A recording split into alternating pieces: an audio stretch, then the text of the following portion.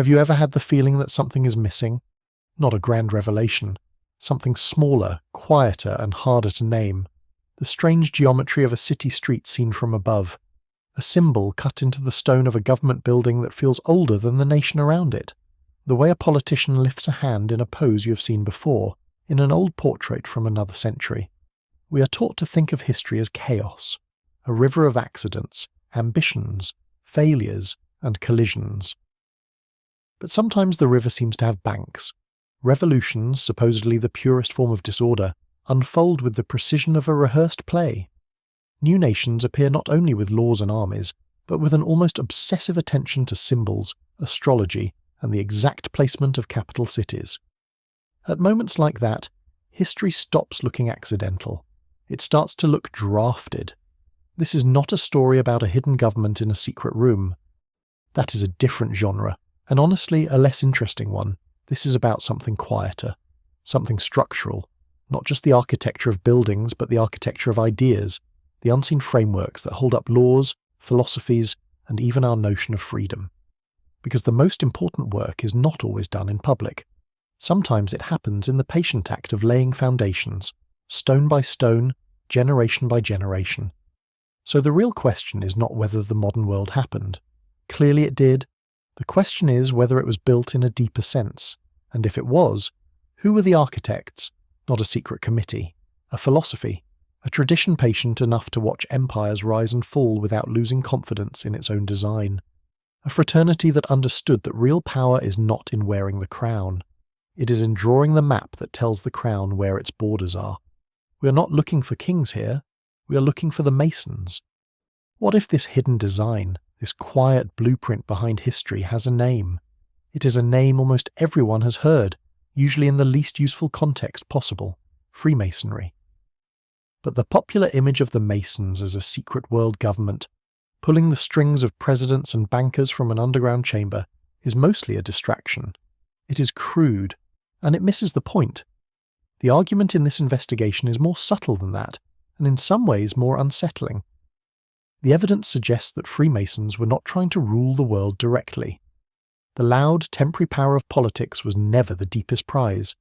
What mattered was the world's internal architecture, the invisible structures of law, philosophy, and civil society that shape how people think, how they organize themselves, and what they come to value. They do not seize the throne, they build the temple in which the throne stands, they shape the system, and then let others compete to run it. But before we go further into that history, one brief request.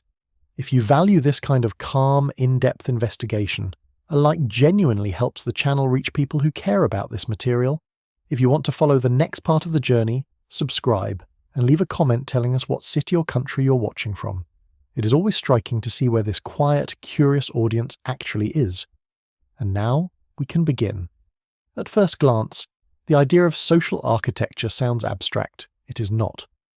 Think about the difference between a general who wins one battle and a philosopher who writes the code every future general will study. Think about the difference between a law passed by one parliament and the idea of a constitution that determines how all future laws will be made. That is the level where this fraternity appears to operate. Patiently over centuries, it is said to have laid down the geometric and philosophical foundations on which modern nations were later built. Its work is not in the headlines. It is in the footnotes of constitutions, not on the battlefield, but in the quiet agreement of the lodge, where the principles of a new world were practiced long before they appeared as revolutionary slogans. The underlying assumption is simple. Memory decays, empires collapse, information turns to noise, stone endures. So do the principles of geometry, which means the central question is not, do the Masons rule the world? The more precise question is whether they helped build it, and if they did, what kind of world did they build, and why? To answer that, even tentatively, we have to understand where this architectural language comes from. We have to go back to the beginning. Back to a time when Masons were not philosophers at all, but men who worked with their hands. Back to the stone. To understand the blueprint, we begin with the architects, quite literally. The story of Freemasonry does not start in a candlelit chamber of secrets. It starts in the noise, mud, and dust of a medieval building site. Across Europe for centuries, an enormous wave of construction was underway. Gothic cathedrals such as Chartres, Notre Dame, and Cologne were rising into the sky. These were not just buildings, they were declarations of faith, power, and technical ambition. In their own age, they were almost the equivalent of moon landings. The men who built them were not ordinary labourers tied to one patch of land. They were highly skilled, mobile artisans, master stonemasons, and they were called Freemasons for a practical reason. They were free men. Their skill gave them a kind of passport. They could cross borders and move from one great project to another, from a bishop's cathedral to a king's fortress, wherever their expertise was needed. In a feudal world where most people lived and died close to where they were born, these masons formed something unusual, a transnational network of professionals. Their loyalty was not to one lord but to the rules of their craft, and that craft rested on a guarded form of knowledge. At its core it was mathematics, practical geometry, how to lay out a foundation, how to calculate the pressure on an arch, how to design a vaulted ceiling that would carry enormous weight without collapsing. In plain terms, they knew how to turn dead stone into structures that looked almost impossible. That knowledge was their livelihood. You could think of it as the proprietary source code of the 13th century. It was not handed out in books for general use. It was passed from master to apprentice through long training, memory, and practice. The secrecy was not mystical. It was professional. It protected quality, status, and survival. At every major project, the Masons built a temporary structure where they stored tools, drew plans, ate, rested, and worked through the technical problems of the build. This was the lodge. But it quickly became more than a shelter. It became the administrative and social centre of the guild. Apprentices were trained there, tested there, and judged there. Disputes were settled there. Standards were enforced there. It was a protected space of shared knowledge and mutual trust. Inside it, a man was valued less for his birth than for his skill with the square, the level, and the plumb rule. For centuries, these were the only Masons that existed. Historians call them Operative Masons because they literally worked stone. Their symbols were tools. Their rituals were practical tests of competence. Their secrets were the rules of an engineering trade. It was a closed, highly functional, and remarkably successful professional world. But over time, the structure they had created, a private brotherhood organized around symbols, discipline, secret knowledge, and a moral code, began to attract a different kind of man, men who had no intention of ever lifting a chisel. Men who wanted to build with ideas. By the 16th and 17th centuries, the age of the great cathedral could not continue as it had before. Monumental construction slowed. Large commissions became less common. The demand for huge numbers of travelling master stonemasons began to fade. And that raises a very simple question. What happens to an elite guild when the work that once justified its existence starts to disappear? In theory, the lodges should have withered. They should have become a footnote in the history of medieval labour, but that is not what happened. The lodges did not simply survive. They adapted, and they adapted by changing their nature. The shift began quietly, especially in Scotland and England during the 17th century. Lodges that had once belonged only to working stonemasons started admitting new members, gentlemen, merchants, scholars, and men of influence who had never shaped a block of stone in their lives. These newcomers became known as accepted or speculative masons. They were not there to learn how to build a cathedral. They were there to learn what a cathedral as an idea could mean. That is the crucial pivot. The craft remains, but the centre of gravity moves. The focus shifts from construction itself to the philosophy hidden inside the language of construction. The tools do not change. Their meaning does. They stop being merely instruments for shaping stone and start becoming instruments for shaping the self. The square, once used to measure a true angle, becomes a symbol of moral conduct, a reminder to square one's actions with virtue.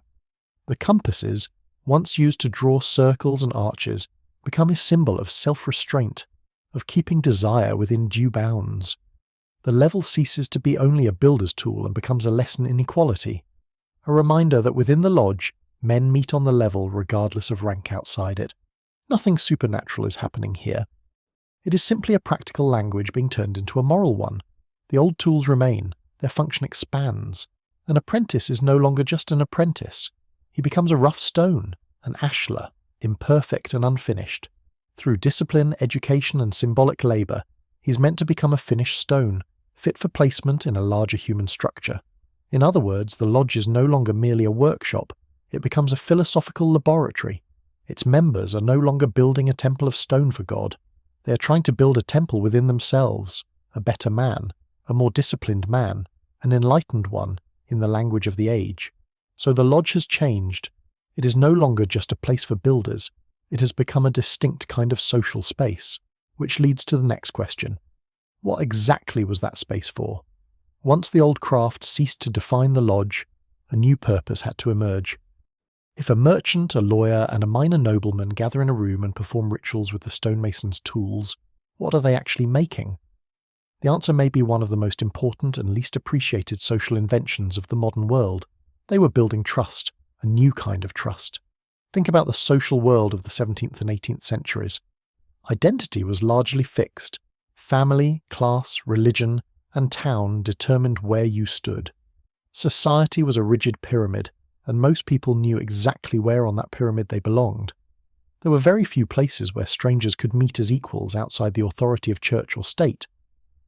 The Masonic Lodge created one of those rare spaces. It was private, it was rule-bound, and once you entered it, the hierarchy of the outside world was deliberately softened. Inside the lodge, a nobleman and a bookseller were not lord and commoner. They were brothers. They wore the same simple apron, a symbol that covered outward rank and emphasized a shared identity as builders. This is where the Masonic language of meeting on the level and parting on the square comes from. Those are not just decorative phrases. They express a radical social idea that within the lodge a man could be judged not by birth but by character. That matters far beyond symbolism. Historians such as Margaret C. Jacob have described these lodges as schools of sociability. In effect, they became training grounds for civil society. In an age still dominated by monarchy, here were thousands of small self-governing associations. Members elected officers for limited terms. They debated moral and philosophical questions. They collected dues, managed funds, organised charity, followed rules, and learned how to live under a constitution of their own making. Put simply, they were rehearsing habits that would later become central to democratic life. And in the early 18th century, that was not a trivial development. It was a quiet, cellular revolution. It created a network of trust that crossed class lines, national borders, and even wartime enmities. A Mason from London could, at least in theory, find recognition in Paris or Philadelphia not because a king vouched for him, but because a lodge did. Through symbols, rituals, and signs, strangers could become legible to one another. That kind of social technology is powerful, and it raises an older question. What if the lodge was not inventing this logic from scratch, but inheriting it from an earlier brotherhood shaped by danger, exile, and survival? Up to this point, we are still inside documented history, the gradual transformation of a medieval trade guild into a modern philosophical fraternity. It is a coherent and well-supported account. For many historians, that is the story, but any institution built around secrets will eventually attract more secret histories. And there is another origin story attached to Freemasonry, darker, more romantic, and far more dramatic. A story in which operative Masons did not evolve alone, but were joined and changed by the surviving members of the most feared and powerful order of the Middle Ages. This is the story of the Knights Templar. To be clear, this next part belongs to the realm of durable myth rather than settled fact. Many historians dispute it. Many Masons do too. There is no clean, unbroken documentary chain that proves it from beginning to end. But the story survives for a reason. The chronology is suggestive. The symbols overlap in interesting ways, and the narrative itself is difficult to kill.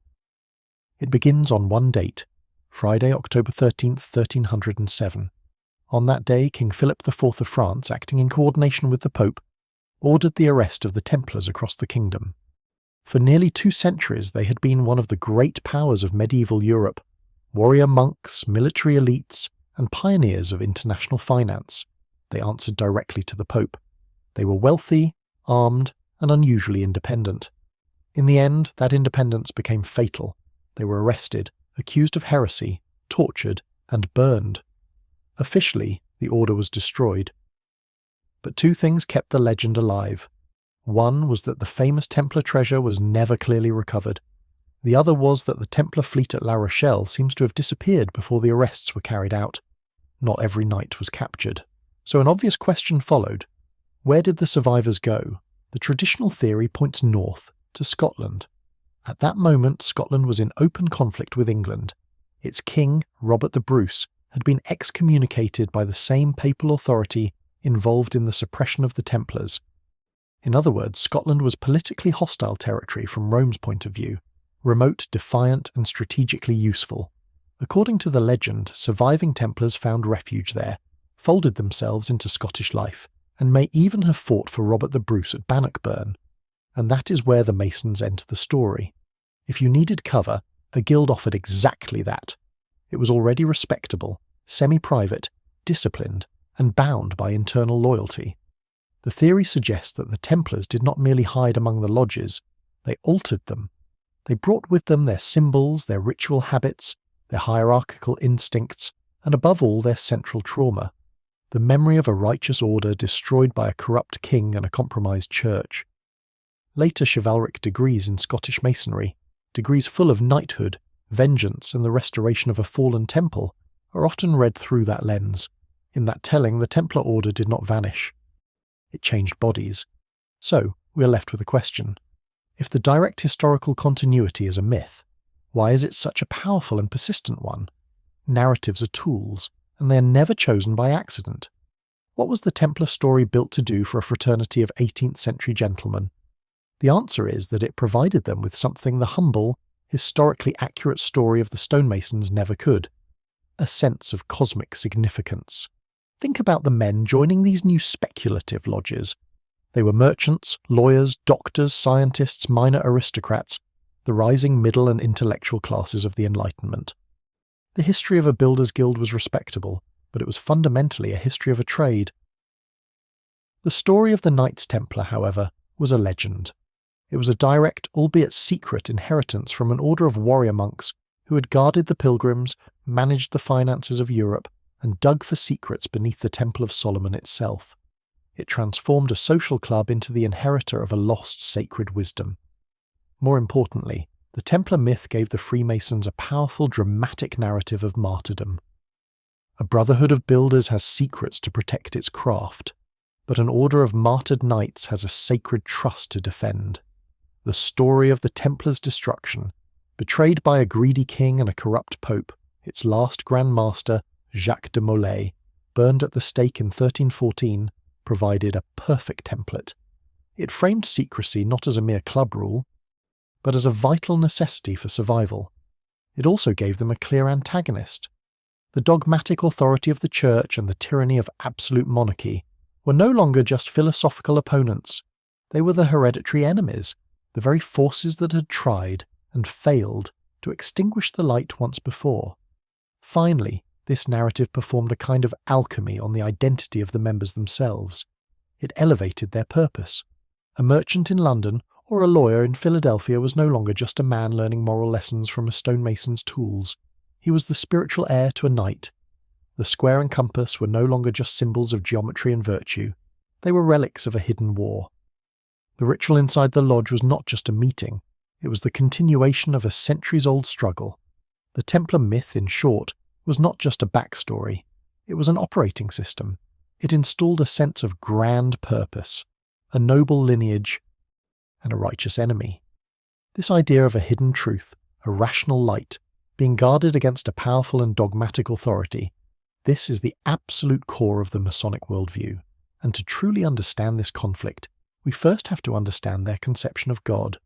So if this new brotherhood was built on a story of ancient hidden wisdom, a secret carried through the centuries by martyred knights and master builders, then the central question is obvious. What exactly was the secret? It wasn't gold. It wasn't a map to a holy relic. It was an idea, a quiet, radical, and profoundly dangerous idea about the nature of God. To understand how dangerous this idea was, we have to remember the world it was born into. The 17th and 18th centuries were not a time of peaceful religious debate. Europe was still reeling from centuries of brutal religious warfare, where Catholics and Protestants had slaughtered each other over the correct way to interpret a single book. The name of God was not a source of unity. It was the most reliable justification for murder. So how do you build a universal brotherhood in a world tearing itself apart over religion? You can't create a new faith. That would just add another army to the battlefield. The Masonic solution was far more elegant. Instead of arguing about the details of God, they decided to elevate the conversation to a higher level of abstraction. They came up with a term, the Great Architect of the Universe. This is not a name for a specific god. It is a symbol. It's a placeholder for whatever divine, ordering principle a man believes in. A Christian might call that principle the Holy Trinity. A Jew might call it Yahweh. A Muslim might call it Allah. Within the lodge, those distinctions fall away. What remains is the shared belief in a fundamental design, a cosmic intelligence that laid out the universe according to geometric and harmonious laws. In simple terms, they didn't care what you called the designer, as long as you agreed there was a design. And this is a crucial point that is often misunderstood. According to the foundational documents of what is called regular Freemasonry, this is not an atheistic or secular club. A belief in a supreme being is a landmark, a non-negotiable prerequisite for membership. Freemasonry does not offer a religion.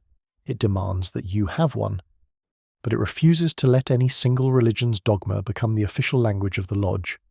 The Great Architect is a universal interface, allowing men from otherwise hostile faiths to plug into the same spiritual current. This was a revolutionary piece of social technology. Inside the lodge walls, a man's specific faith became his private business. He was no longer a Protestant or a Catholic, a Jew or a deist. He was a brother, standing on the level, working with the same symbolic tools under the gaze of the same universal architect. This idea created a space of radical equality, unlike almost any other in the world at that time. But this vision of a universal geometric divinity, accessible to all through reason and contemplation, was also an existential threat. It implied that a man could have a direct relationship with the divine blueprint of the universe without needing a priest, a pastor, or a pope to interpret it for him. And for the one institution that claimed an absolute monopoly on that interpretation, this was not philosophy. It was a declaration of war. The core of this new brotherhood, this dangerous idea, wasn't a political doctrine or a plan for world domination. It was a metaphor, a single, powerful symbol that defined their entire worldview and set them on a collision course with the most powerful institution on earth. That symbol was light. In Masonic thought, light is everything. It is reason. It is enlightenment. It is the journey of the human mind from the darkness of ignorance and superstition to the clarity of understanding. A man enters the lodge as __quote, _2 _ individual, blindfolded, in a state of darkness.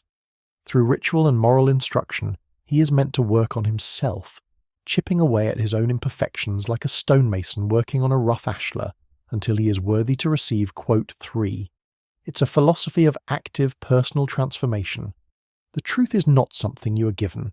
It is something you uncover within yourself and in the geometric harmony of the universe. Now, place this idea back into a world dominated by the Catholic Church. The Church's model of truth was the complete opposite. For the Church, truth was not something man discovers. It is something God reveals. It is a finite, perfect, and complete body of knowledge given to humanity through scripture and sacred tradition. This truth is not open to individual interpretation. It is guarded, interpreted, and dispensed by a sacred hierarchy, the priesthood, the bishops, and the pope, in an unbroken line of authority stretching back to Christ himself. The Church was the sole gatekeeper.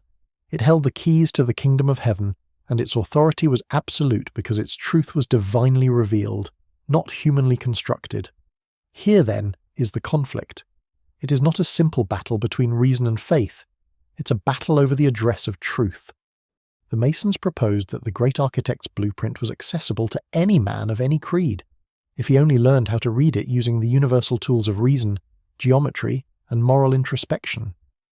In this model, the lodge is a workshop for the soul, but the individual is his own priest.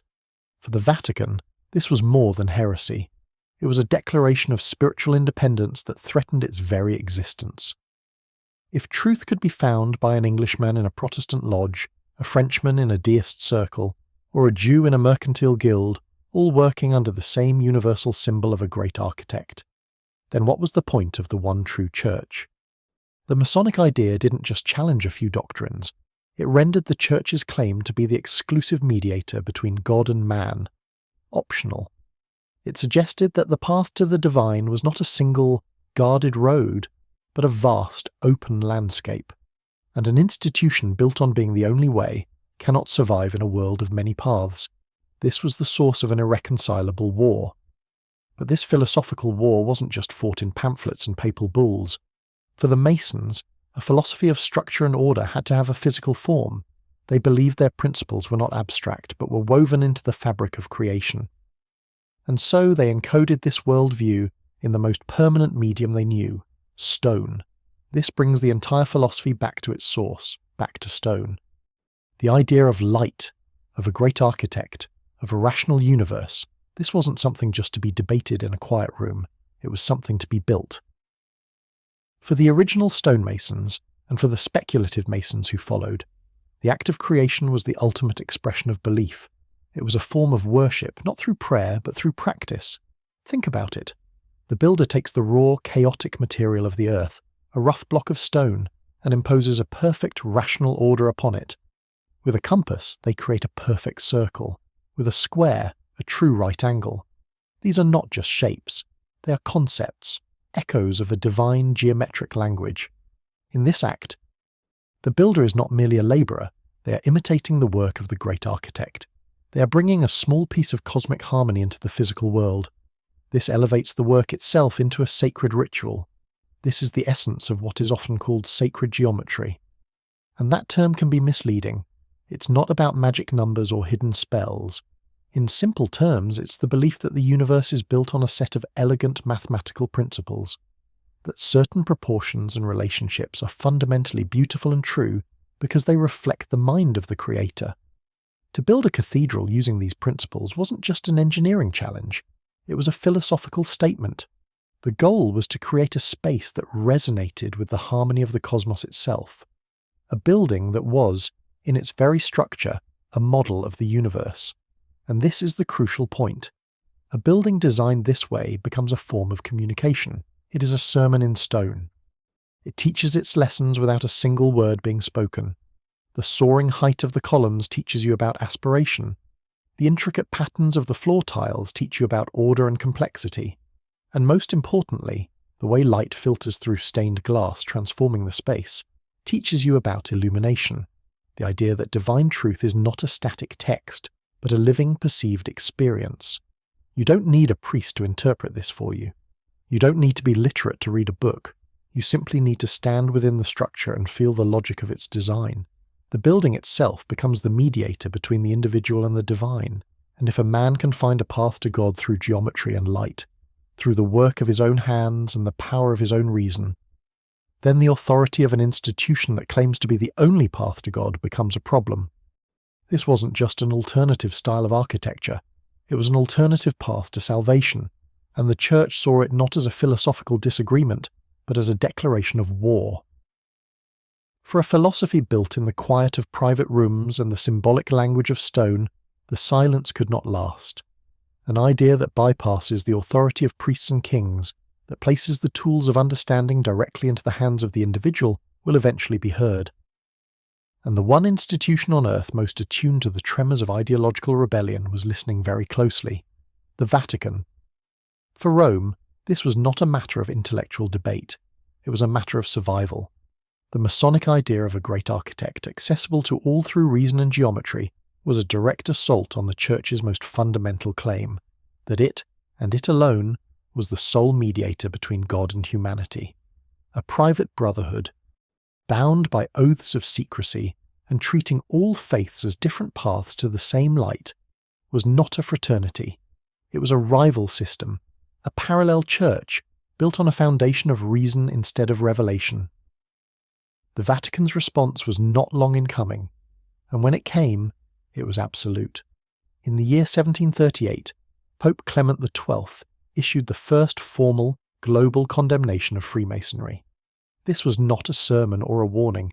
It was a legal and spiritual declaration of war codified in a papal bull, the highest form of public decree. The document's title was In Eminenti Apostolatus Specula, quote 4. The charges laid out in the bull were precise. First, the sin of secrecy. The Masons bound themselves with oaths, under penalty of death, to conceal their rituals and doctrines. To the Church, any truth that needed to be hidden in such a way was by definition suspect.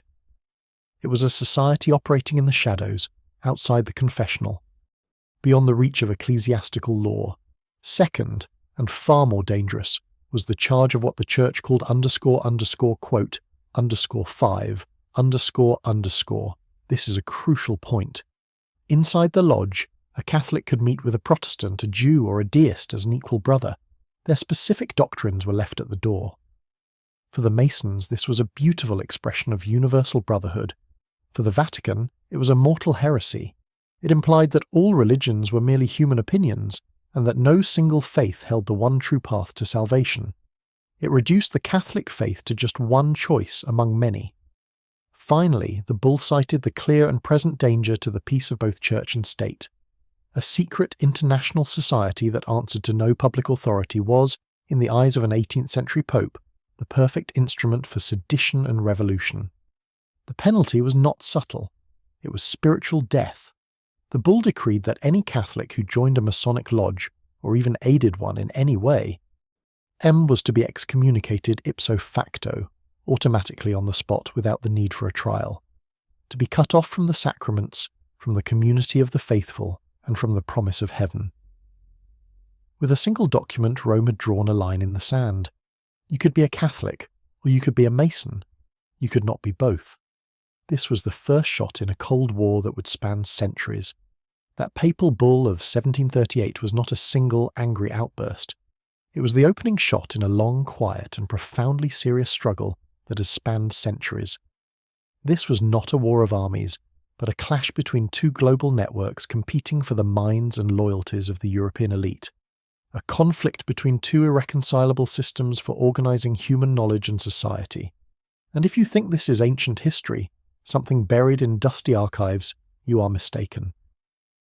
In 1983, the Vatican, under Pope John Paul II, issued a new declaration. It stated that the Church's negative judgment on Masonic associations remained unchanged. Their principles were considered irreconcilable with the doctrine of the Church, and that Catholics who enrolled in them were in a state of grave sin. And as recently as November 2023, the Vatican's Doctrinal Office reaffirmed this position, explicitly forbidding Catholics from joining the Freemasons. This is not a historical curiosity. It is a live issue, a quiet 300-year conflict that has never been resolved. So what is the real source of this enduring incompatibility? It goes deeper than secret oaths or political maneuvering. It's a fundamental disagreement about the architecture of truth itself. On one side, you have the Catholic Church, a vertical hierarchical system. It is a global institution built on the principle of revealed dogma. Truth is passed down from God, through the Pope and the clergy, to the faithful. Your duty is to believe. Salvation comes through obedience to this established sacred authority. It is a structure of command.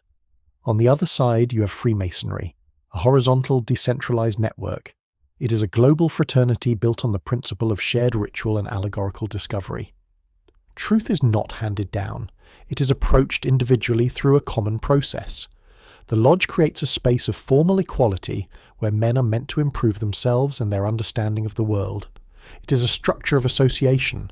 One system offered a monopoly on truth. The other offered a method for pursuing it. One claimed the keys to the kingdom of heaven. The other claimed to hold the tools to build a better world on earth. This wasn't a competition for territory. It was a competition for the very men who were shaping the modern world. The merchants, the scientists, the philosophers, the military officers, and the statesmen.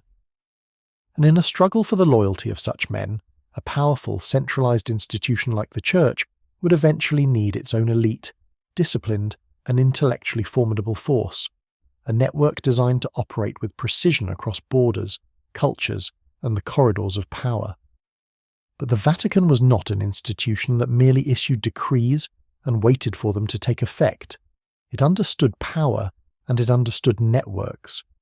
To counter a decentralized fraternity of thinkers, it deployed a disciplined order of its own, a force renowned for its intellectual rigour, its strategic patience, and its absolute loyalty to the papacy, the Society of Jesus, the Jesuits. If the Masons were a brotherhood of symbolic builders, the Jesuits were an army of intellectual soldiers. Founded in the fires of the Counter-Reformation, they became the Church's elite instrument for influence and control. They established the most advanced network of schools and universities the world had ever seen, shaping the minds of generations of Europe's aristocracy and administrative class.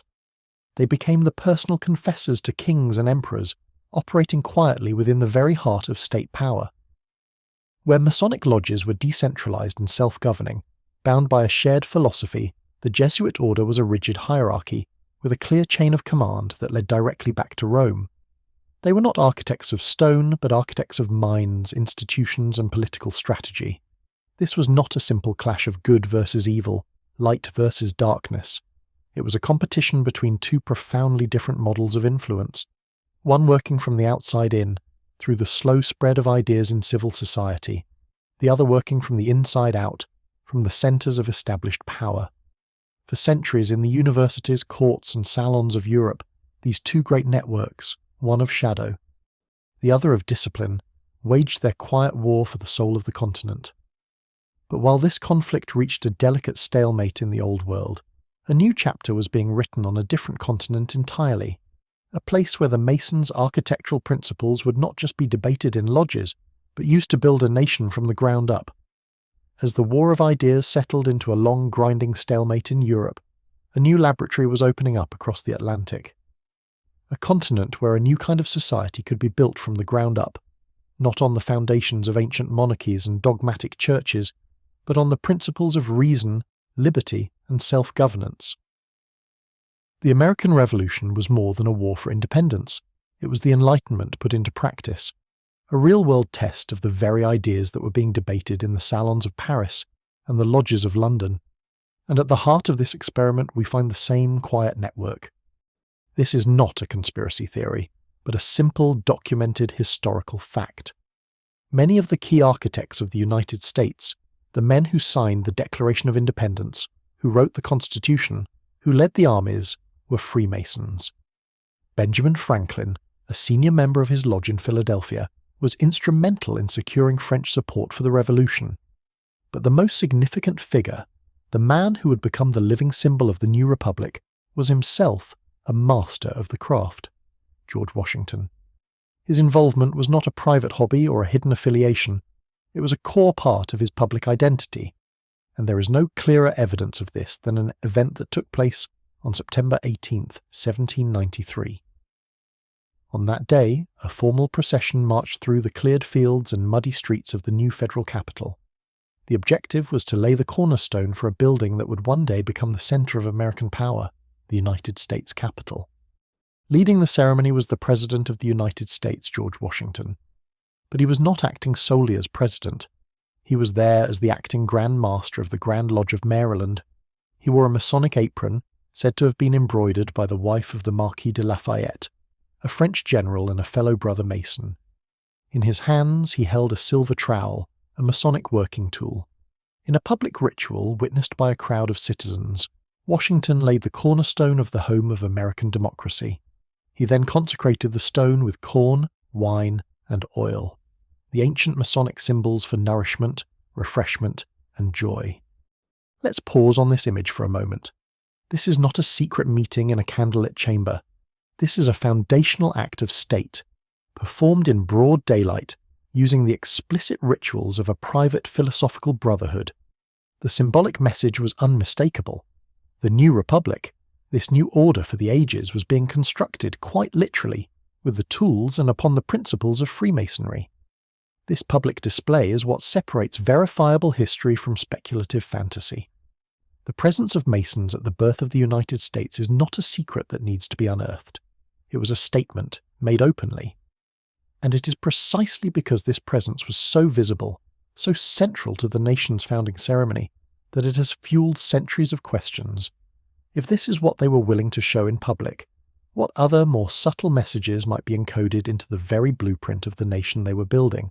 And so, With the cornerstone of the nation's capital laid in a public Masonic ceremony, the search for a hidden blueprint begins in earnest. This is where the story often takes a dramatic turn, moving from historical records into the realm of sacred geometry. The claim is as grand as it is seductive, that the Masons did not just participate in the founding of the new capital, they secretly encoded their entire philosophy into its very streets.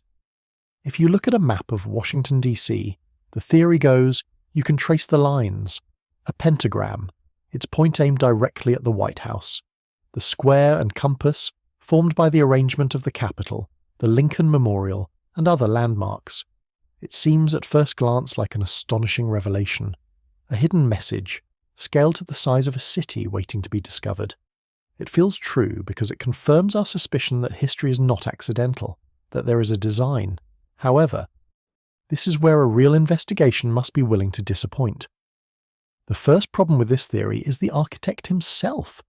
The man responsible for the city's grand design was a French-American military engineer named Pierre-Charles L'Enfant, and according to the most reliable historical records, including those held by the Library of Congress, L'Enfant was not a Freemason. The plan he created was not an esoteric diagram, but a masterful example of a well-known style, Baroque city planning, drawing inspiration from the grand avenues and radial streets of European capitals like Paris and Versailles. The patterns we see are the product of 18th century urban design, not Masonic ritual. But if the blueprint isn't in the streets, then surely it's on the money. The single most scrutinized symbol in American life, the Eye of Providence, floating above an unfinished pyramid on the back of the $1 bill. This, many will tell you, is the ultimate proof. The all-seeing eye is a prominent Masonic symbol, and here it is, printed on the currency of a global superpower, and here we must be precise. The all-seeing eye is used by Freemasons today, representing the great architect of the universe. But the critical question is one of timing and origin. The symbol of a single eye representing divine omniscience existed for centuries before the United States was founded. It was a common motif in Renaissance art, used to represent the Christian God. When the Committee for the Great Seal was formed in 1776, the two men most responsible for the final design, Charles Thompson and William Barton, were not Masons. The one Freemason on the initial committee, Benjamin Franklin, proposed a completely different design, one depicting Moses parting the Red Sea, which was rejected. The eye was adopted not as a Masonic code, but as a conventional symbol for divine guidance over the new nation. It only became a widely used Masonic symbol decades later. This is not an attempt to erase Masonic influence, it's an exercise in focus. To build trust, an investigation must be willing to discard its most attractive myths when they don't hold up to scrutiny. The search for a secret code in the streets and on the currency is a distraction, because it leads us to look for power in the wrong place. The real influence of Freemasonry was never about hidden pentagrams or esoteric symbols. It was about something far more subtle and ultimately far more powerful. It was about designing the inner architecture of a new kind of citizen. So if the search for a secret geometric blueprint in the streets of Washington leads to a dead end, does that mean the Masonic influence on the American founding was a fiction? Not at all. It means we have been looking in the wrong place. The true power of the Masons was never about hiding symbols in plain sight. It was about building the invisible structures that make a nation possible long before the first stone is ever laid. The real influence wasn't architectural, it was social. Think about the 13 colonies in the 1760s. They were not a unified country. They were separate, often competing territories, divided by culture, economy, and vast distances. A merchant in Boston had little in common with a planter in Virginia. Trust was local, but scattered across these colonies was a unique, pre-existing infrastructure that cut across all those boundaries. The Masonic Lodge. It was one of the very few institutions that was truly intercolonial. Long before the committees of correspondence were organized to coordinate revolutionary activity, the lodges were already performing that function. They were a ready-made network of trust, connecting the future leaders of the revolution. When Benjamin Franklin traveled from Philadelphia to Paris, or when George Washington needed to correspond with generals in other states, they were not just dealing with strangers. They were often dealing with brothers of the lodge, men bound by the same oaths and familiar with the same rituals. In a world without a central government or national identity, this fraternity was a kind of proto-state, a quiet network where the idea of a united America could be rehearsed. But beyond the practicalities of networking, the lodges provided something even more fundamental, a shared ideological language. The United States was being founded without a king and without a single unifying state church. This was a radical departure. What would hold such a society together? The answer was a set of principles that sounded remarkably like the core tenets of Freemasonry. Liberty, not from a king, but as an inherent right. Equality, at least among the men inside the lodge walls. And fraternity, a bond based not on blood or creed, but on a voluntary oath. The lodge was a working model for this new society. It was a self-governing republic in miniature, with its own constitutions, elections, and systems of moral instruction. It taught its members the habits of civil society, how to debate, how to vote, how to trust one another within a framework of rules. In this sense, Freemasonry didn't provide a secret blueprint for the city of Washington. It provided the social architecture for the United States itself. It was a model for how to create order and meaning in a secular democratic world. This was its true and profoundly deep contribution. In America, these principles were used to build a new nation on what was seen as a clean slate. But across the Atlantic, in the ancient, rigid, and deeply stratified society of France, the same ideas of liberty, reason, and fraternity were about to be tested not by construction, but by fire. And if this social architecture was the blueprint for a new republic in America, what happened when those same ideas were applied not to an empty continent, but to the ancient, brittle foundation of the most powerful monarchy in Europe? We are, of course, talking about the French Revolution, the neat, simple story, the one that has fueled conspiracy theories for over 200 years, is that the Masons, having successfully engineered the United States, simply moved their project to Paris. In this version of events, the overthrow of the monarchy and the reign of terror were all part of a meticulous plan, executed from within the secret lodges of France. It's a compelling narrative. But like most simple stories about history, it's not particularly well supported by evidence. Serious scholarship has largely moved past the idea of a single, unified Masonic plot. French Freemasonry in the late 18th century was not a monolith. It was a vast, diverse, and often contradictory network of hundreds of lodges. Some were filled with aristocrats loyal to the king, others were hotbeds of radical thought. To claim they all acted in unison is to misunderstand the very nature of the institution. The real influence of the lodges was, once again, more subtle. They did not provide the command structure for the revolution, but they did help create the intellectual climate in which it became thinkable. The lodges were social laboratories. They were spaces where the radical ideas of the Enlightenment, the sovereignty of the people, the rights of man, the critique of absolute power could be discussed freely, away from the watchful eyes of state and church censors. The most famous example was the Lodge of the Nine Sisters in Paris, the Loge des Neuf Sœurs. This was less a secret society and more the intellectual centre of the pre-revolutionary world. Its membership list reads like a roll call of the Enlightenment. It included Voltaire, the philosopher who dismantled the old regime with his wit. It included Benjamin Franklin, who served as its master while he was the American ambassador. It was a place where French intellectuals, American revolutionaries, scientists, and artists met under a shared ritual framework of reason and brotherhood. The Nine Sisters was not a command centre plotting to storm the Bastille. It was an incubator. It was one node in a vast, informal network that historians call the Republic of Letters, a culture of debate and correspondence that crossed national borders. The Masons did not cause the French Revolution. The revolution was caused by a bankrupt state, a starving populace, and a crisis of legitimacy. But when the old world finally cracked, the ideas that had been nurtured and debated within the walls of the lodges, the language of rights, of citizenship, of fraternity, spilled out into the streets. The Masons didn't light the fuse, but they had helped to write the words that would be scrawled on the new flag. Liberty, equality, fraternity. It is more than a slogan. It is the three-word operating system for the modern world. A formula so powerful it dismantled a 1,000-year-old monarchy and redrew the map of human society. For over 2 centuries we have treated these words as if they simply erupted into existence in the streets of Paris, the spontaneous cry of a revolution. But ideas of this magnitude are not born in the chaos of a single moment. They are forged, tested, and rehearsed in quiet rooms long before they are ever shouted from the barricades. So the question is not who invented these words, but where were they practiced? Where, in a world of rigid hierarchy, could a person experience equality? In a society of subjects, where could one practice liberty? In a world divided by class and clan, where could one find fraternity?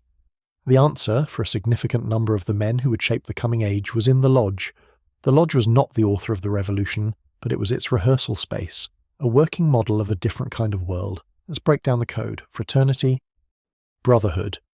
This is the very foundation of the Masonic system. It is the first and last principle. Inside the lodge, members are not referred to by their titles or wealth, but as brother. This wasn't just a polite term, it was a radical technology of social bonding. It created a horizontal network of trust that cut directly across the vertical lines of lineage, guild, and parish that defined the old world. It proposed that a bond forged by choice and ritual could be as strong, or even stronger, than a bond of blood. Then, equality, the most potent and dangerous of the three. The central floor of any Masonic lodge is a checkered pavement of black and white squares, and the ritual act of meeting is called meeting on the level. The symbolism is direct. On this floor, before the great architect, all men are equal. A nobleman and a watchmaker, a general and a writer. For the duration of the ritual, their worldly ranks were, in theory, left outside the door. This was a profound and subversive performance. In a world obsessed with privilege and status, the lodge was a space that ritually enacted a world without aristocracy. It was a workshop for the idea that a man's worth comes from his character, not his birth. And finally, liberty. This was the most abstract and the most threatening to the old powers. The liberty practiced in the lodge was not the liberty of the mob. It was the liberty of the mind, freedom of conscience. Inside the tiled or guarded walls of the lodge, a man was free to think and to speak on matters of philosophy, science, and morality, without the watchful eye of a priest or a state censor. It was a protected zone for the kind of rational inquiry the Enlightenment championed. It did not preach a specific doctrine, but it defended the individual's liberty to pursue his own path toward the light. Now, we must be precise here. The lodge was not a perfect utopia. This brotherhood was for men only. Its equality had limits, and was often more of an ideal than a reality, and its liberty was shielded by an exclusivity that kept most of the world out. But a workshop is not a finished product. The point is not that the Masons perfected these ideals, but that they created one of the few international spaces where these ideals could be systematically practiced. The revolution's slogan was not a Masonic secret, but Freemasonry had turned it from an abstract philosophical wish into a lived, ritual experience, and that made all the difference. But if the lodge was a rehearsal space for the great public ideals of the modern world, it was built on a profound paradox. To create a space of perfect liberty, equality, and fraternity, the Masons relied on a tool that seems to be the very opposite of Enlightenment transparency. They relied on absolute secrecy. This is the point where the story turns inward. We leave the public squares of Paris and Philadelphia and step across the threshold of the lodge itself. And the first thing that happens when you cross that threshold is that the world you just left ceases to exist. The heavy door closes, and with it, the noise, the politics, the hierarchies of the outside world are shut out. This isn't just a practical measure, it's a core part of the philosophy. Everything outside the lodge is what Masons refer to as the profane world. And to enter their world, the profane man must, in a sense, die. The Masonic initiation is not a simple ceremony of membership. It is a piece of psychological technology, a carefully staged ritual designed to dismantle a person's identity and rebuild it on a new foundation. The candidate is symbolically stripped of his profane attributes. His wealth is represented by the removal of all metal from his person. His status is nullified. He is often blindfolded, a state of darkness, representing his ignorance before receiving the Masonic light. He is for a time made poor, helpless, and anonymous. This is the symbolic death of the man he was outside the walls, and from this death he is reborn, not as a merchant, a nobleman, or a clerk, but simply as a brother. His new identity is conferred upon him by the lodge, and within that sacred space, he is the equal of every other man present. The anonymity is not about hiding a conspiracy from the public, It's about creating a state of pure equality among the members. Secrecy becomes the very mechanism that makes fraternity possible. It creates a sealed container where men can trust each other absolutely, because the bonds forged within are protected from the pressures and judgments of the world outside. This is the true function of the infamous Masonic oaths of silence. A shared, guarded secret is one of the most powerful bonding agents known to man. The promise not to reveal the rituals ensures that the lodge remains a sanctuary, a place where ideas can be explored and debates can be had without fear of reprisal. It guarantees the integrity of their alternate society. The secrecy isn't the shell hiding the secret. The secrecy is the secret. It's the technology that allows a group of disparate men to become a single, unified body. But a system built on walls, closed doors, and layers of knowledge inevitably creates a question for those on the outside. If there are secrets, there must be a hierarchy of secrets. If there are levels of understanding, there must be a highest level.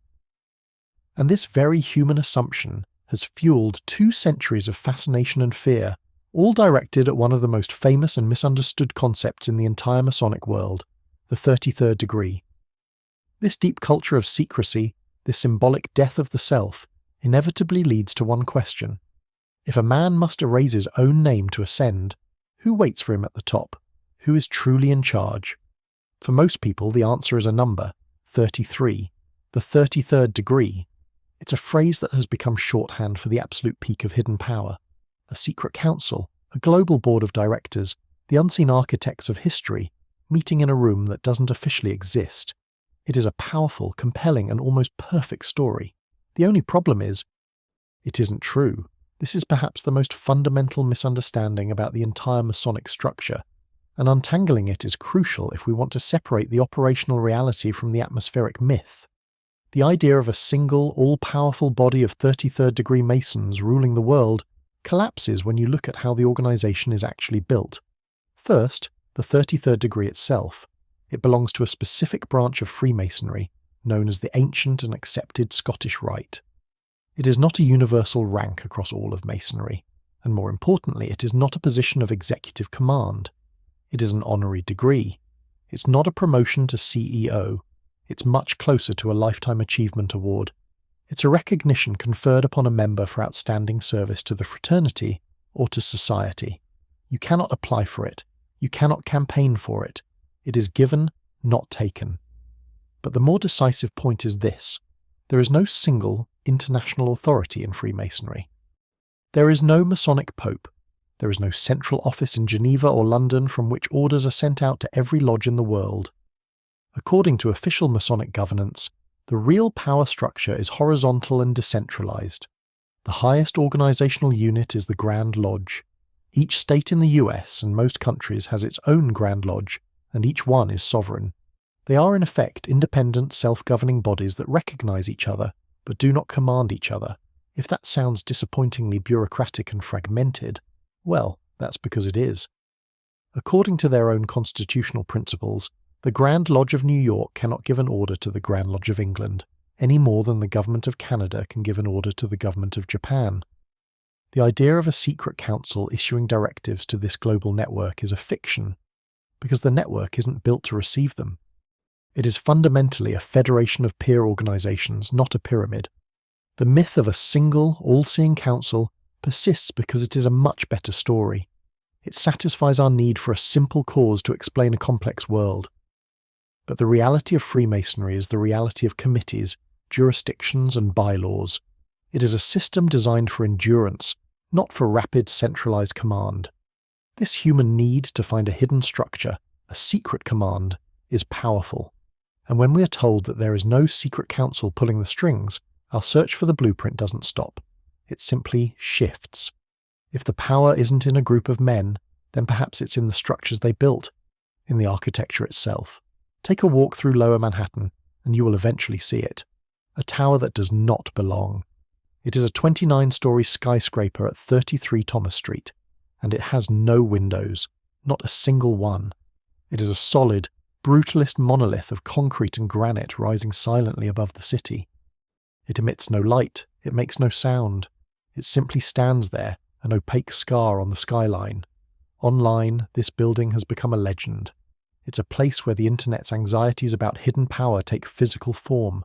For some, it is a top-secret NSA surveillance hub, the central node in a global wiretapping network.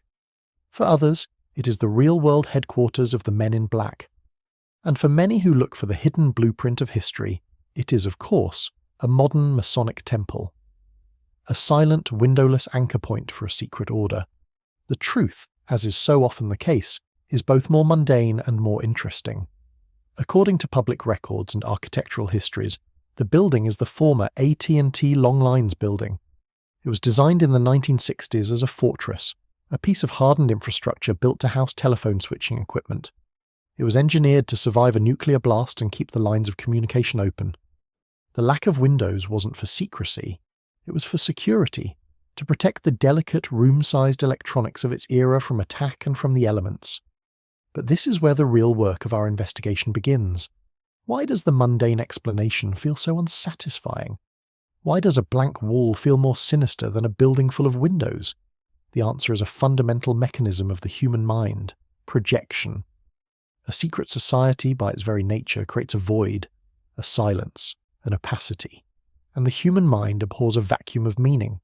So we fill it. We project our own anxieties about power, about surveillance, about a world that feels too complex to be accidental, onto that silent, windowless surface. The building becomes a symbol not because of what it is, but because of what it isn't: transparent. For centuries, Freemasonry has been the ultimate blank wall in Western society. Its ritual secrecy, its refusal to make public pronouncements, its quiet networks, all of this makes it the perfect screen onto which we can project our deepest fears of a hidden order. We see Masons in the architecture of our capitals and in the strange silent towers of our cities because we are deeply uncomfortable with the alternative. The idea that history might be chaotic, that power might be diffuse and impersonal, that no one is truly in control. That is the psychological function of the conspiracy theory. It is a story we tell ourselves to make sense of a world that refuses to make sense. But what happens when the story is true? What happens when our projection lands on a real target? Sometimes the fear is justified. Sometimes the secrecy is not just protecting philosophical ideals. It's hiding a crime. The fear of a secret society is often abstract. A vague sense of hidden control, a projection of order onto the chaos of the world. But what happens when the abstraction becomes concrete? When the silence is no longer symbolic, but is used to cover the sound of a crime? For that we must travel to the year 1826, to the small town of Batavia, New York. His name was William Morgan. He was a stonemason and a Freemason, but he had fallen on hard times and grown resentful of the local lodge, which he felt had excluded him. And so, he decided to do the unthinkable. He announced he would publish a book revealing all of the Order's secret rituals and passwords, a direct violation of the sacred oaths he had sworn. At first, the local Masonic community tried to stop him with social pressure and warnings. When that failed, the situation escalated. The printer's office was set on fire. Morgan was arrested on trumped-up charges of petty theft. But the plan was not to imprison him. On the night of September 11th, after the charges were dismissed and he was released, a group of men were waiting. They seized him, forced him into a carriage, and vanished into the night. William Morgan was never seen again. The initial investigation was a masterclass in stonewalling. Local sheriffs, judges, and jurors were Masons. Witnesses were intimidated. Testimony was contradictory. The Brotherhood closed ranks. But in doing so, they made a fatal error. They misjudged the nature of the society they lived in. In a young, fragile democracy, the idea that a private fraternity could operate above the law, that its secret oaths could supersede public justice, was intolerable. The disappearance of one man became a symbol for the tyranny of a secret elite. The public reaction was explosive. It was a firestorm of outrage that swept across the country. This wasn't just a local murder case anymore. It was a national crisis of trust. The scandal gave birth to one of America's first and most successful third parties, the Anti-Masonic Party. For nearly a decade, it was a major political force, electing governors and congressmen and holding the first ever national presidential nominating convention. Freemasonry, for a time, became toxic. Lodges across the country went dark as membership plummeted. The Morgan affair is the ultimate case study in how the strengths of a secret society can become its greatest weaknesses. The code of silence, designed to protect sacred ritual, was perceived as a conspiracy to protect murderers. The bond of fraternity, meant to unite brothers, was seen as a pact to defy the state. It was a raw, violent, and provincial conspiracy, born of fierce loyalty and panicked desperation. And it served as a permanent warning: in a democracy, absolute secrecy will always be seen as a threat. A century and a half later, in the sophisticated, cynical corridors of post-war Italy, another Masonic scandal would erupt from the shadows. But this one wouldn't be about a single missing man. It would be about the quiet capture of the state itself. The William Morgan affair was a 19th century crisis, a public panic, born from the fear of what a secret brotherhood might do to one man who dared to speak. It was a story about the collision between a closed society and an open democracy. But it is a prelude, a small-town drama compared to what happens when the tools of secrecy are not just used to protect rituals, but are weaponized by the powerful for the powerful against the state itself. For this, we must leave America and travel to the heart of post-war Europe. To Italy in the 1970s and 80s, a nation caught in the brutal political crossfire of the Cold War, a period known as the Years of Lead. It was a time of bombings, assassinations, and the constant threat of a coup d'etat. And it is here, in this climate of instability and paranoia, that the most significant and well-documented Masonic scandal of the modern era would finally be dragged into the light. Its name was Propaganda Due, or simply P2. On the surface, P2 was just another Masonic lodge under the jurisdiction of the Grand Orient of Italy. But that is a profound misreading of what it became. Under the leadership of a charismatic and deeply connected former fascist named Licio Gelli, P2 began to operate on its own terms. It recruited men not for their interest in symbolic architecture or moral philosophy, but for their strategic positions within the Italian state. And its secrecy became absolute. So much so that in 1976 the Grand Orient of Italy, sensing a cancer within its own body, officially suspended the lodge's charter. P2 was effectively excommunicated from regular Freemasonry, but it did not die. It simply detached itself from the host and continued to grow in the shadows, now a completely clandestine and illegal organization. Licio Gelli was no longer the master of a lodge, he was the puppet master of a network. The story breaks open in March of 1981. Italian investigators, probing the fraudulent collapse of a bank connected to the Vatican, raided a villa belonging to Gelli. They were searching for financial records. What they found, tucked away in a suitcase, was something else entirely. It was a list of 962 names. This was the membership roll of the secret lodge, P2. And as the investigators began to read, they must have understood that they had not just stumbled upon evidence of a financial crime, but had uncovered the nerve centre of a shadow state. When Italian police raided Licio Gelli's villa, they found the list, 962 names, and as investigators began to read it, they realized this was not just the membership roll of a secret club, it was a shadow government on paper.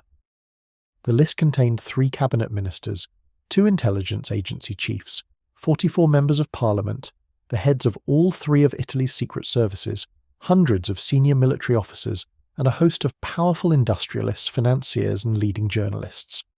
This wasn't a network for mutual self-improvement, it was an infrastructure for control. The official Parliamentary Commission of Inquiry, led by Tina Anselmi, would later conclude that P2's objective was to infiltrate and manipulate the Italian state, bending democracy to its own will. And its influence was felt during one of the darkest periods in modern Italian history, the Years of Lead. This was an era of political violence, terrorism, and unexplained massacres.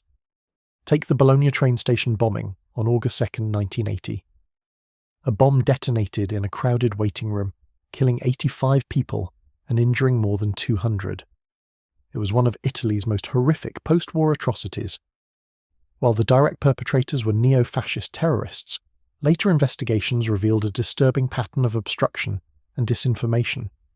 Key members of P2, including the heads of the military intelligence service, were convicted of misleading the official investigation, creating a fog of confusion that helped the real plotters escape justice for years.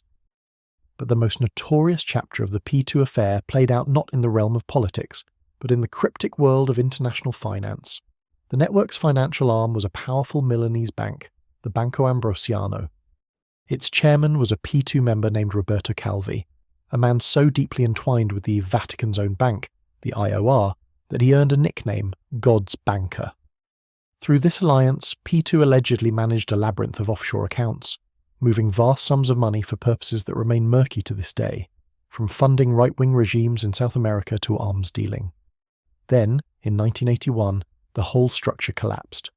Banco Ambrosiano went bankrupt, leaving a hole in its books estimated at around $1.3 billion.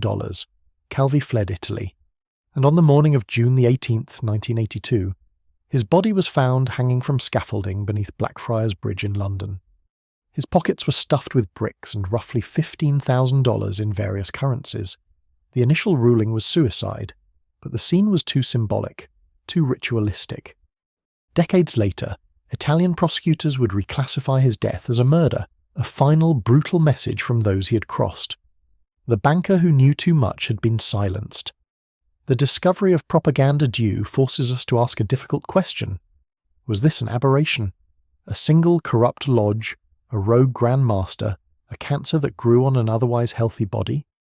Or does P2 reveal something fundamental, a fatal flaw buried in the very architecture of Freemasonry itself?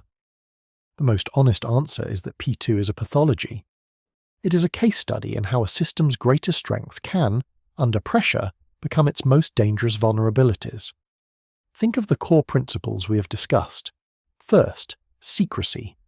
In regular Masonry, secrecy is designed to protect the integrity of the ritual, to create a private space shielded from the outside world, where men can meet as equals. But in Licio Gelli's hands, this tool of protection was inverted. The secrecy of P2 was not about shielding a sacred ceremony from the profane. It was about shielding a criminal conspiracy from the state. It became an instrument of concealment, a cloak that allowed its members to operate with impunity, knowing their actions were hidden not just from the public, but from the laws of their own country.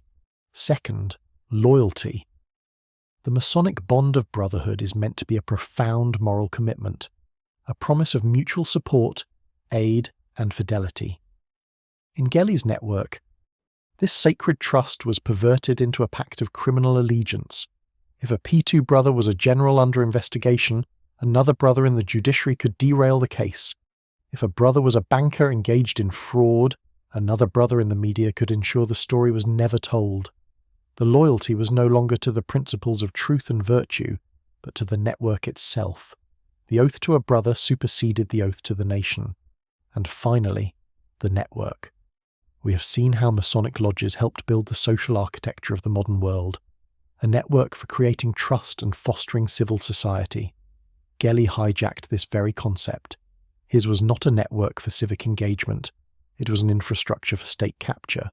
He didn't just recruit powerful men, he systematically placed them, creating a web of influence that spanned every critical institution. The goal was to have a loyal brother in every key office, so that the democratic state would continue to function on the surface, while its decisions were being controlled from the shadows. P2, then, is the dark reflection of the Masonic ideal. It demonstrates what happens when the tools of a private fraternity are turned entirely toward the acquisition of public power. It is not what all Freemasonry is, but it is what Freemasonry can become when its philosophical purpose is hollowed out and replaced by pure ambition. It is the Order's shadow, a chilling example of how the promise of light can be used to create the most profound darkness. The scale of this shadow government was so vast, its reach so deep, that it could no longer be ignored. The Italian Republic was forced to confront the secret state that had grown within it. The unmasking of propaganda due was not a secret that could be contained. The Italian state, reeling from the revelation of a shadow government operating within its own institutions, was forced to act. In 1981, the Italian Parliament established a formal commission of inquiry, the highest form of state investigation, tasked with dissecting the origins, aims, and penetration of P2 into the fabric of the Republic. It was chaired by a former partisan fighter and respected politician, Tina Anselmi. For 3 years, Anselmi's commission sifted through the evidence. They interviewed witnesses, analysed documents, and followed the dark threads connecting finance, politics, and organised crime. Its final report, published in 1984, was a political earthquake. It did not equivocate. It officially declared propaganda due to be a quote-8 one whose objective was the quote-9 of Italy. This was no longer a conspiracy theory. It was the formal, documented verdict of the state itself. The consequences on paper were decisive. The P2 Lodge was outlawed. The Grand Orient of Italy, which had chartered P2 decades earlier, formally expelled Liccioghelli and condemned his clandestine network. And in 1982, the Italian Parliament passed a new law, named after Anselmi, that explicitly banned secret societies with aims that interfere with the functions of the state. It was an attempt to draw a legal line in the sand, to ensure that the architecture of a secret fraternity could never again be used as the blueprint for a coup. But what of the Grand Master, the puppet master himself? Liccioghelli was a ghost. He fled, was arrested in Switzerland while trying to withdraw millions from a bank account, and was later extradited. He was convicted, but primarily for specific financial crimes connected to the collapse of the Banco Ambrosiano, not for orchestrating the grand conspiracy. After a series of trials and even a brief mysterious escape from a Swiss prison, he spent his final years under house arrest. The architect of a shadow state died in his own bed in 2015, at the age of 96. The organisation was broken, but the man who built it never faced the full weight of its consequences. So after all of this, after the medieval guilds, the Templar Myths, the Papal Condemnations, the birth of nations, and the criminal conspiracy of propaganda due, we arrive back at the original question. What is Freemasonry? The simplest answer, the one that sells books and fuels late-night internet searches, is that it's a secret government, an invisible hand guiding history. But we've seen that this is not only untrue, it's not even interesting. The reality is far more complex and far more instructive about the nature of power itself. Freemasonry is not one thing. It is at least three things at once, all held in a delicate and often unstable balance. First, it is a form of human association, perhaps one of the most resilient and adaptable ever invented. Before the corporation, before the modern political party, before the vast impersonal networks of the digital age, there was the lodge. It was a technology for creating trust among strangers. It solved a fundamental problem. How do you get men who are divided by class, politics, and even religion to see each other as brothers? Bound by a common set of rules and a shared loyalty, you do it with ritual, with shared secrets, and with a promise that within the four walls of the lodge, all men are equal. This social technology was so effective that it survived the fall of monarchies, the wrath of the church, and the chaos of revolutions. It is an ancient, durable software for building human networks. Second, it is a philosophical system. It is a specific school of thought, born from the Enlightenment, that champions a particular vision of the universe and humanity's place within it. It proposes a world governed by order and reason, the great architect, and it offers a path to self-improvement through the pursuit of light, or knowledge. It's a moral philosophy that uses the tools of a stonemason as metaphors for building a better self. It is not a religion, but it operates in the space that religion often occupies, offering meaning, community, and a code of conduct. This humanistic, deistic worldview is the engine that powered its influence on the founders of republics and the authors of constitutions, and this leads to the third thing, the one that holds the other two together and threatens to tear them apart. Freemasonry is a system built on secrecy, and that secrecy is both its greatest strength and its most profound, inescapable liability. The secret oaths, the private rituals, the guarded knowledge, these are the mechanisms that forge the intense bonds of brotherhood. The shared experience of initiation creates a level of trust that cannot be replicated in the outside world. It's what makes the network strong, but that same opacity, that same refusal to be transparent, is also what makes it a perfect screen for public projection. It invites suspicion, it fuels paranoia, and as the case of P2 demonstrated with chilling clarity, it can be hijacked. The very secrecy designed to protect a moral brotherhood can become the perfect shield for a criminal conspiracy. So, Freemasonry is not a world government. It is a resilient social network, powered by a rationalist philosophy and held together by a culture of secrecy that is both its genius and its fatal flaw. It is a system that can produce a George Washington and it is a system that can produce a litio jelly. It is a blueprint for building a society of equals, and it is a blueprint for creating an untouchable elite. It is not one or the other, it is both, and its story is a constant, unresolved struggle between its highest ideals and its darkest potential. This, then, is the enduring blueprint, the true work of the craft.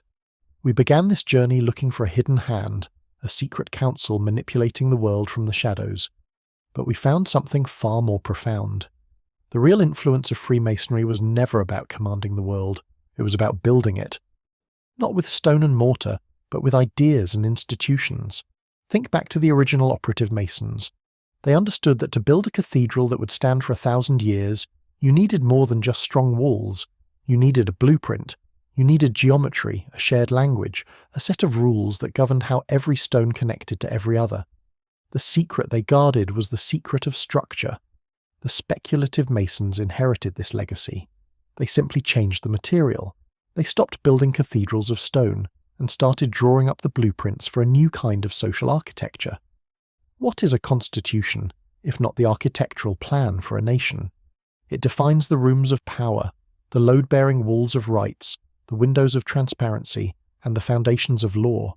It is a geometric design for a society.